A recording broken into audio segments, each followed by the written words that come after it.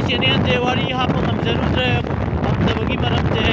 ꯑꯇꯩ ꯑꯝꯇ ꯅꯠꯇꯦ ꯑꯩꯈꯣꯏ ꯋꯥꯔꯤ ꯏꯕꯤꯔꯤꯕ ꯔꯥꯏꯇꯔꯗꯣ ꯃꯁꯥ ꯉꯝꯗꯗꯅ ꯂꯩꯔꯨꯔꯦ ꯑꯗꯨꯅ ꯋꯥꯔꯤ ꯍꯥꯞꯄ ꯉꯝꯗ꯭ꯔꯦ ꯑꯗꯨꯅ ꯉꯁꯤ ꯅꯨꯃꯤꯠꯁꯤꯗ ꯑꯩꯈꯣꯏ ꯄꯥꯎ ꯐꯥꯎꯅꯖꯔꯦ ꯋꯥꯔꯤ ꯃꯈꯥ ꯇꯥꯅ ꯍꯥꯞꯆꯔꯛꯑꯒꯅꯤ ꯑꯗꯣ ꯉꯁꯤꯒꯤ ꯑꯣꯏꯅꯗꯤ ꯋꯥꯔꯤ ꯇꯧꯗ꯭ꯔꯦ ꯕ꯭ꯂꯣꯛ ꯑꯣꯏꯅ ꯅꯝꯖꯔꯛꯑꯒꯦ ꯑꯩꯈꯣꯏ ꯆꯤꯡ ꯃꯣꯏꯔꯥꯡꯒꯤ ꯊꯥꯡꯒ ꯀꯔꯥꯡ ꯍꯥꯏꯔꯤꯕ ꯃꯐꯝꯗꯨꯗ ꯆꯠꯂꯦ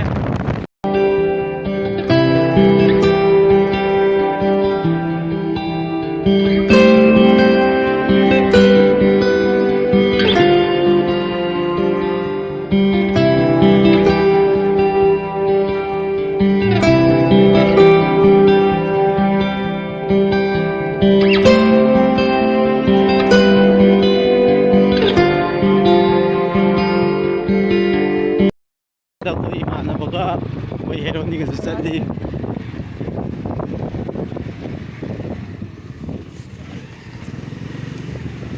ꯂꯝꯕꯤꯗꯤ ꯈꯤꯇꯪ ꯅꯨꯡꯉꯥꯏꯕ ꯋꯥꯠꯂꯦ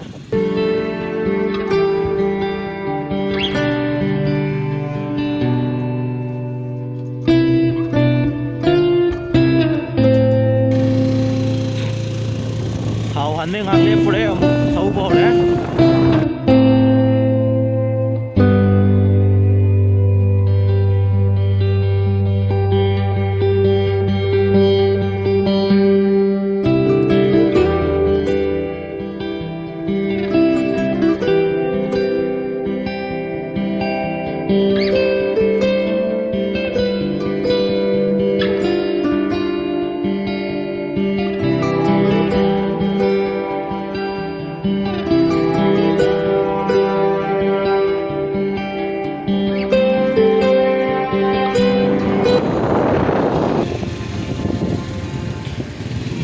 ꯍꯥꯏꯖꯟꯐꯝ ꯌꯧꯔꯦ ꯁꯣꯝꯗꯩ ꯆꯠꯂꯁꯨ ꯌꯥꯏ ꯑꯗꯨꯒ ꯁꯣꯝꯗꯩ ꯆꯠꯂꯁꯨ ꯌꯥꯏ ꯑꯩꯈꯣꯏꯗꯤ ꯂꯦꯞꯔꯣꯝ ꯁꯥꯏꯗꯇꯒꯤ ꯍꯥꯏꯖꯟꯕꯗꯨꯗ ꯆꯠꯂꯦ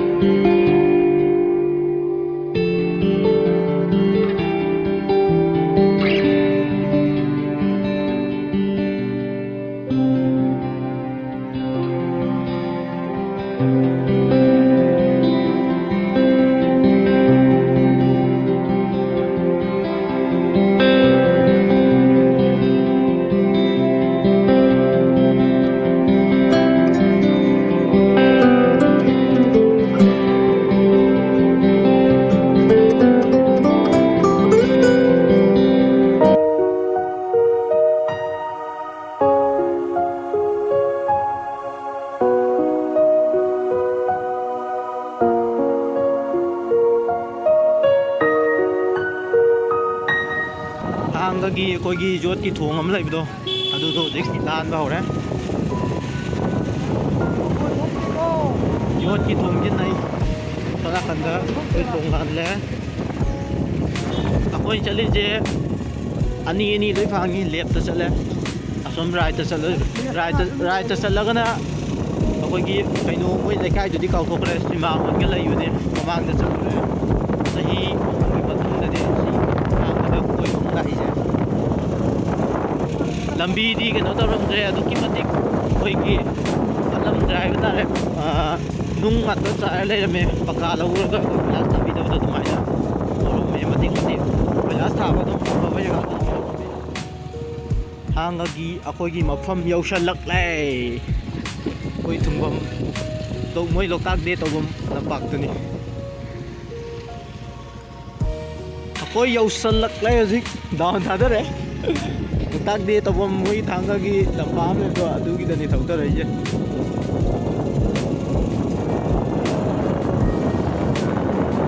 ꯁꯤꯗ ꯃꯌꯥꯝꯅ ꯌꯥꯝ ꯁꯣꯟꯅꯔꯤꯕ ꯂꯣꯛꯇꯥꯛ ꯍꯥꯏꯕꯗꯨ ꯁꯤ ꯂꯩꯔꯦ ꯁ꯭ꯋꯥꯏꯗ ꯉꯥꯛꯇꯪ ꯂꯩꯒꯤꯁꯦ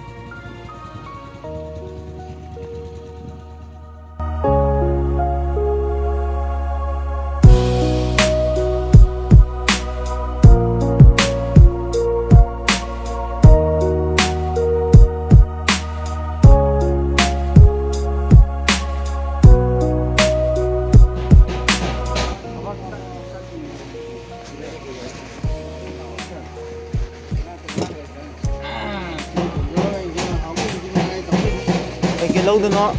con to rồi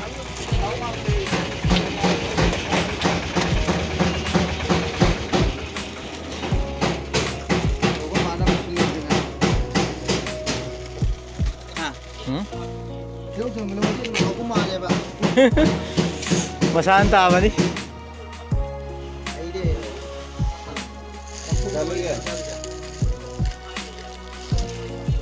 Ulap supi nila.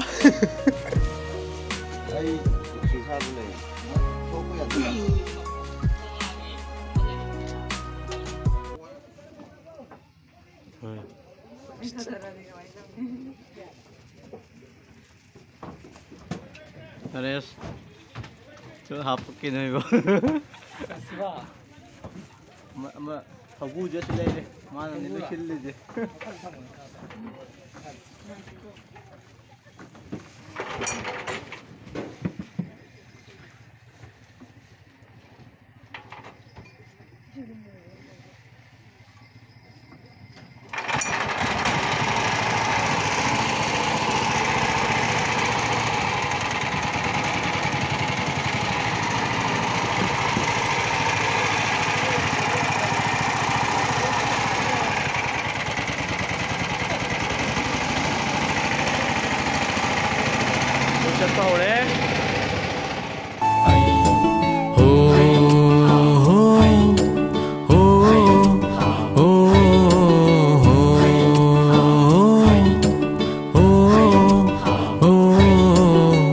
Loktak pat ki hon ba hon gat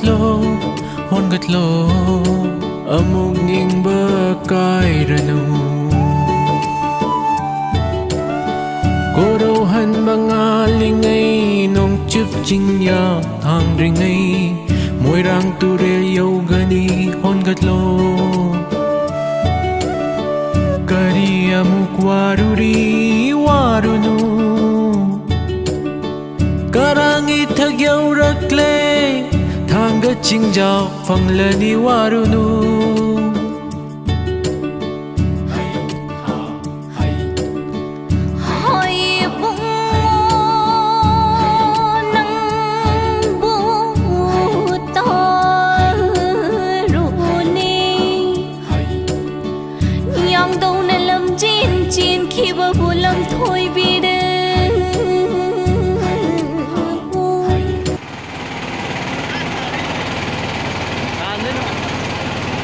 Quên cho ly chế dầu tốt đấy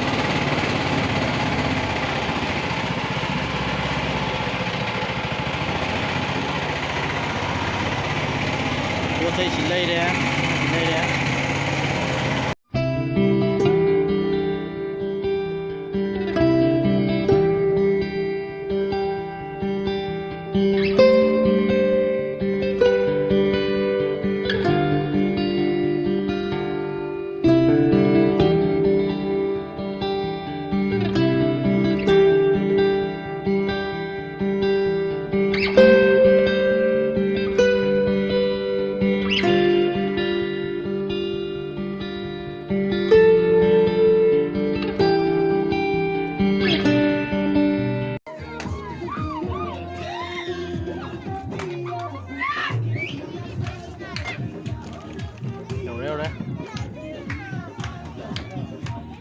Nên như làm tôi là chỉ cái mình phải biết rồi thang cho lộ ở đây là tổng đấy à bên đây rồi ai tụi mình lâu quá là bây giờ mình lâu quá muốn làm cái gì của em à mà đâu ấy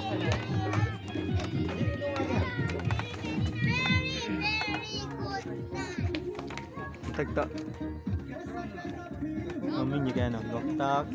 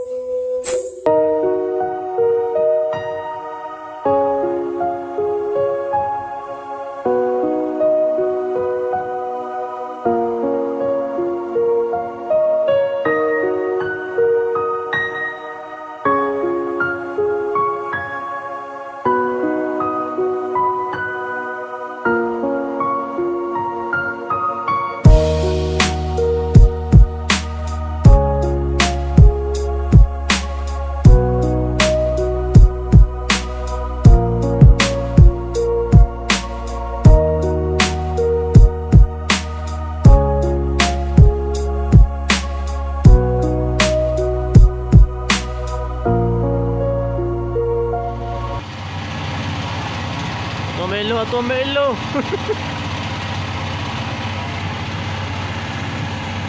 ꯕꯥꯏ ꯕꯥꯏ ꯂꯣꯛꯇꯥꯛ ꯂꯤꯂꯤ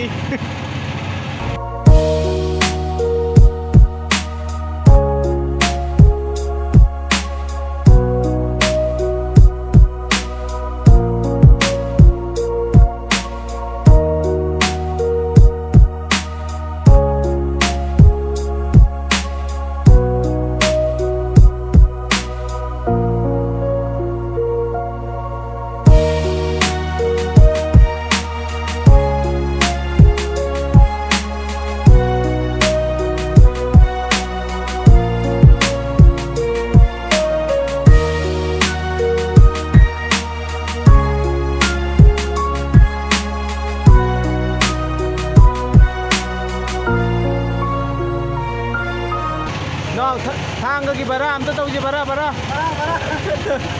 ꯑꯝꯇ ꯊꯣꯛꯎ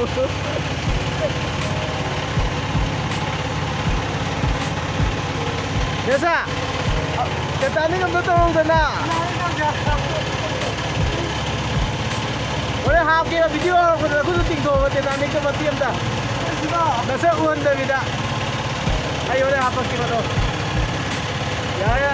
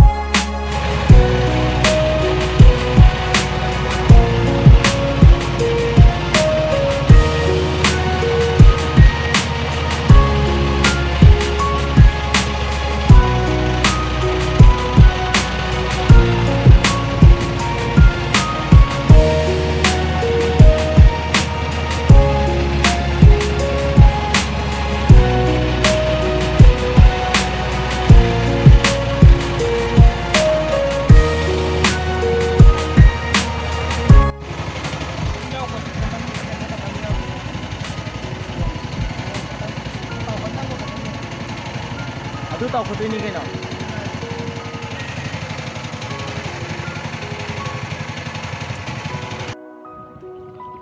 ꯅꯦꯁꯥ ꯍꯧꯖꯤꯛ ꯃꯤ ꯈꯨꯌꯥꯝ ꯌꯦꯡꯉꯨ ꯂꯥꯛꯏ ꯃꯌꯥꯝ ꯌꯦꯡꯉꯨ ꯃꯤꯁꯦ ꯌꯥꯝꯃꯦꯕ ꯉꯁꯥꯏ ꯋꯥꯏꯗꯩꯗꯤ ꯍꯧꯖꯤꯛꯅ ꯍꯦꯜꯂꯕ ꯌꯥꯝꯕ